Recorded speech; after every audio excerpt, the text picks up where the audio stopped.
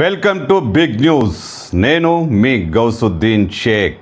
ఉన్నదే రాస్తా, చూసిందే చెప్తా.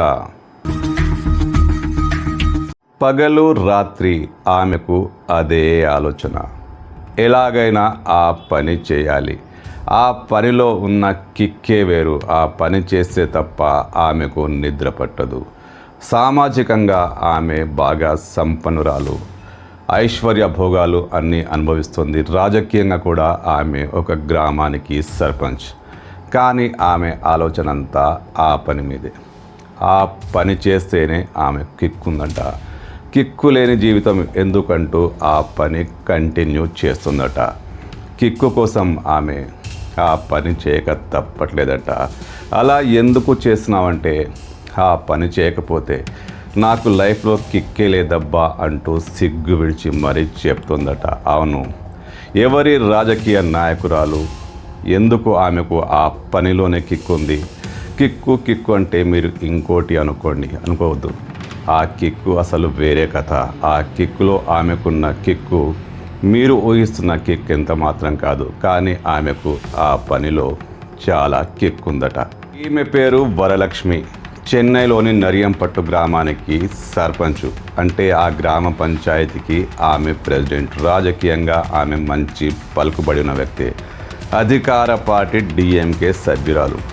అంటే మంచి హోదాలో ఉంది, డబ్బు ఉంది, పలుకుబడి ఉంది, కార్లు ఉన్నాయి, బంగ్లా ఉంది. కానీ ఆమె ఆ పని మాత్రం మానట్లేదు.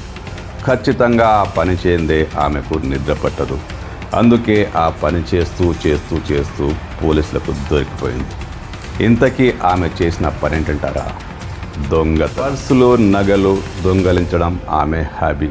అది చేయకపోతే ఆమెకు నిద్రే పట్టదట. తాజాగా ఓ బస్సులో ఓ మహిళ దగ్గర నుంచి నగలు కొట్టేసింది.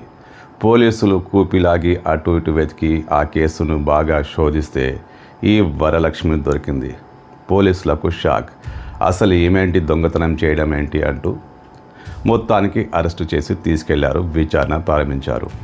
బాగా డబ్బుంది, రాజకీయ పార్టీలో ఉన్న పలుకుబడి ఉంది, ఈ పనేంటి అంటూ పోలీసులు అడిగితే, నాకు ఇది అలవాటు, డబ్బు కోసమో దేనికోసమో చేయను, నాకు ఆ పని చేయకపోతే లైఫ్లో కిక్కు లేనట్టే అనిపిస్తుంది, అందుకే గత 15 ఏళ్లుగా దొంగతనాలు చేస్తూనే ఉన్నానంటూ పోలీసులకు ఆమె సమాధానం ఇచ్చేసింది. పోలీసులు ఒక్కసారిగా షాక్ గురయ్యారు.